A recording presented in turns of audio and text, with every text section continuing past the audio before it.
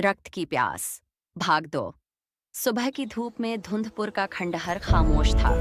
हवेली राख बन चुकी थी, लेकिन उसके बीच खड़ी आन्या की आंखों में अब अजीब चमक थी। वो गांव लौटती है। सब उसे मसीहा कहते हैं, सब बहुत खुश होते हैं, पर कोई नहीं देख पाता कि उसकी कलाई पर वो निशान अब गहरा लाल हो चुका है। रात होते ही उसकी परछाई दीवार पर 2 बार दिखाई देती है। आन्या को कुछ अजीब सा महसूस होता है। दूर जंगल में चमकती हैं 2 लाल आंखें। अद्वय की राख हवा में घूमती है और वो फुसफुसाहट लौटती है। अमृता कभी खत्म नहीं होती। रात को आन्या अपने कमरे में सो रही होती है। अचानक आधी रात में आन्या अपनी आंखें खोलती है। अब वो शिकार नहीं, शिकारी है। वो पूरी तरह वैम्पायर बन चुकी थी। उसकी आंखें लाल थीं और नुकीले दांत। वो पलंग से उतरकर खड़ेरी हो जाती है और हल्की मुस्कुराती है। धुंधपुर अब सन्नाटे में डूबा हुआ था।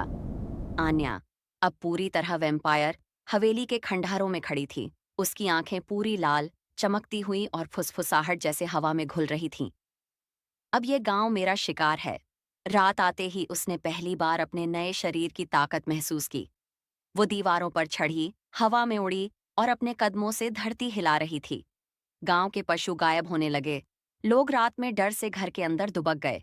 लेकिन इसी बीच एक रहस्यमय पुराना तांत्रिक गांव में आया। उसने कहा, इस वैम्पायर की ताकत बढ़ती जा रही है। अगर उसे रोका नहीं गया तो धुंधपुर कभी सुरक्षित नहीं रहेगा।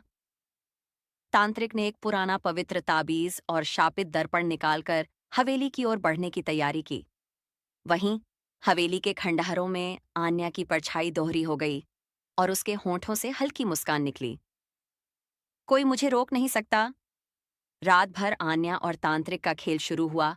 वो छिपती, हमला करती और हवेली की खामोशी में उसकी लाल आंखें चमक रही थीं।